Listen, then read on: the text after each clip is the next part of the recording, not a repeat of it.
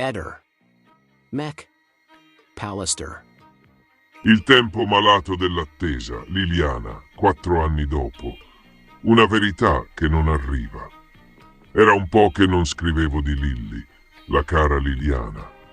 La vittima molto offesa nel senso più autentico e profondo di quello che ormai tutti conosciamo come il pasticciaccio brutto di Via del Verrocchio. Offesa da tante cose, troppe, ma soprattutto offesa dai tempi, da quei tempi che non sono affatto ragionevoli. Si parte subito male, con accertamenti medico-legali disposti 6 giorni dopo il ritrovamento del cadavere. E un cadavere, lo sappiamo, non conservato a temperatura adeguata.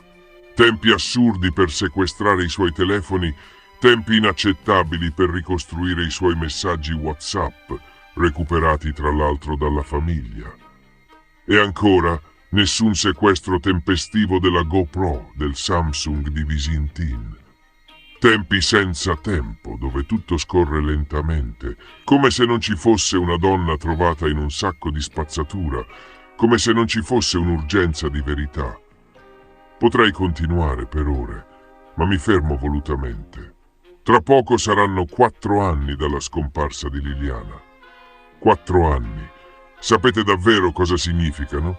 Significano 48 mesi di alti e bassi, di rabbia e veleno.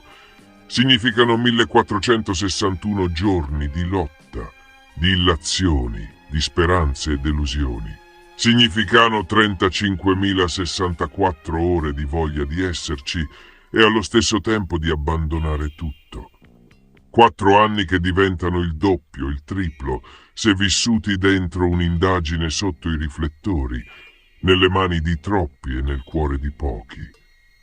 In un'Italia dove altrove si è già celebrato un processo per fatti simili e in alcuni casi già pronunciata una sentenza, a Trieste siamo ancora in fase investigativa, con un orizzonte che si allunga probabilmente oltre la metà del 2026. È normale tutto questo? Lo chiedo da cittadino, non solo da legale del fratello. Oltre 4 anni di segreto istruttorio quasi impenetrabile, dove per sapere qualcosa devi bussare alla porta della procura di turno e sperare in una risposta. Un'attesa che logora più del dolore, che consuma, che pesa come un macigno. E intanto i familiari di Liliana, chi si prende cura della loro verità? Chi sostiene il loro lutto pieno di attesa e domande? Tutti parlano di Lilly, ma quanti la ascoltano davvero? Pochi ricordano ancora che questa donna è stata ritrovata tra i rifiuti. Una scena terribile, chiara, che grida giustizia da sola. E allora viene da chiedersi perché tutto questo? Perché questa lentezza? Perché questa incertezza?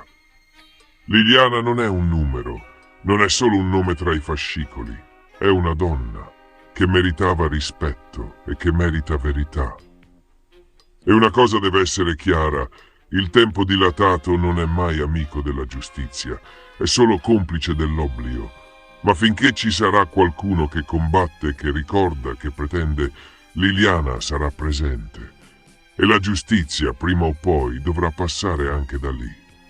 Amici, buona serata. Nicodemo Gentili da un po' non si sente, ma questo perché è stato molto preoccupato e preso dalla salute di sua madre. E allora noi facciamo un in bocca al lupo a sua madre e speriamo che possa guarire al più presto. Ehi, non dimenticare di iscriverti a questo canale.